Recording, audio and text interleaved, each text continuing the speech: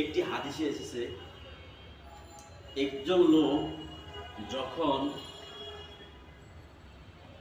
পাপ করে, গুনাহ করে, তখন আসমান, জমিন, পাহাড়, পর্বত এবং নদী, নালা এগুলা আল্লাহর দরবারে যে নালিশ করে যে আল্লাহ, আপনার অমুক বান্দা গুনাহ করতেছে, আপনি আমাদেরকে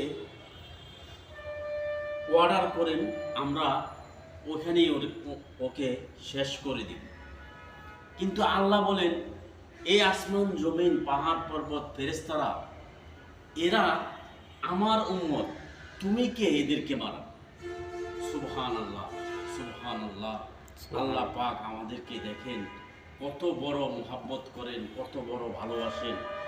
প্রিয় বন্ধুরা, আমরা যদি সকলে এই জিনিসগুলা বুঝতে পারি, আর বুঝতে পেরে সবাই যদি বেশি বেশি করে আল্লাহ পাকের নেয়ামত শুকরিয়া আদায় করি, তাহলে আমাদেরকে আল্লাহ পাক আরও নেয়ামত বাড়িয়ে দিবে।